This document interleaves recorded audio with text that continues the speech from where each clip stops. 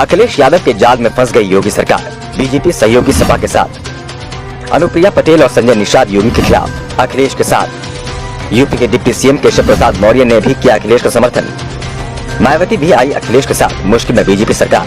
UP में अखिलेश यादव के एक दांव का तोड़ योगी आदित्यनाथ अभी तक तलाश नहीं कर पाए। अखिलेश यादव का समर्थन बीजेपी के सभी सहयोगी कर रहे हैं। अनुप्रिया पटेल हो या फिर संजय निषाद, बीजेपी के दोनों सहयोगी नेता योगी सरकार के खिलाफ अखिलेश के साथ खड़े दिखाई दे रहे हैं। तो केशव प्रसाद मौर्य भी अखिलेश का साथ देने का ऐलान पहले ही कर चुके हैं और अब बीएसपी प्रमुख मायावती ने भी साफ कर दिया है कि अखिलेश यादव ने जो मांग उठानी है उसमें कुछ भी गलत नहीं है। दरअसल लोकसभा चुनाव से पहले अखिलेश यादव ने जातिगत जनगणना का मुद्दा उठा दिया है, जिससे बीजेपी पूरी तरह से बैकफुट पर चली गई। अखिलेश की इस रणनीति को बीजेपी के वोट बैंक बन चुके पिछड़े और दलितों को वापस सपा के पाले में लाने का बताया जा रहा है। 2019 के लोकसभा चुनाव के बाद से ही सपा प्रमुख अखिलेश यादव इन्हें अपने पाले में लाने की कोशिश में जुटे हैं। सबसे पहले बीएसपी के बड़े दलित चेहरों को अखिलेश यादव ने सपा में शामिल कराया। बीजेपी से भी कई दलित और ओबीसी चेहरे अपनी पार्टी में शामिल किए। दूसरे दलों से जो लोग सपा में आए उनमें स्वामी प्रसाद मौर्य से लेकर राम अचल राजभर, इंद्रजीत सरोज और लालजी वर्मा जैसे कई बड़े नाम शामिल हैं।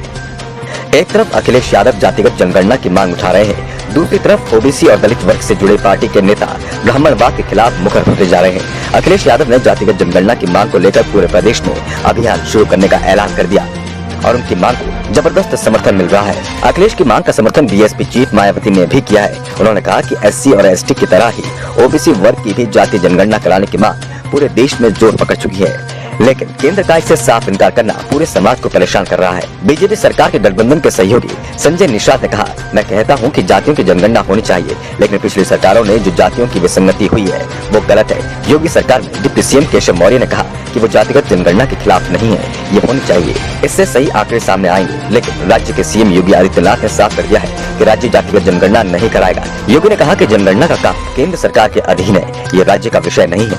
केंद्र जैसे भी जनगणना कराना चाहता है वैसे कराए, राज्य उसमें अपना सहयोग देगा, लेकिन जनगणना कैसे होनी है ये केंद्र को ही तय करना है। इस बीच अखिलेश यादव की मांग को समर्थन अपना दल सोनेलाल की ओर से भी मिल गया है। पार्टी के प्रमुख और मोदी सरकार में मंत्री अनुप्रिया पटेल ने कहा कि जातिगत जनगणना कराई जानी चाहिए और वो इसके लिए केंद्र से मांग भी कर रही हैं। दरअसल यूपी की राजनीति में वो ही दल सफल है जिसको ओबीसी वर्ग का साथ न हो।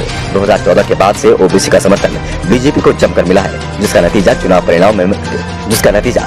परिणामों में भी दिखाई दिया। बीजेपी हिंदुत्व की सियासत के सहारे ओबीसी वर्ग को अपने साथ जोड़ने की कोशिश में लगे हैं।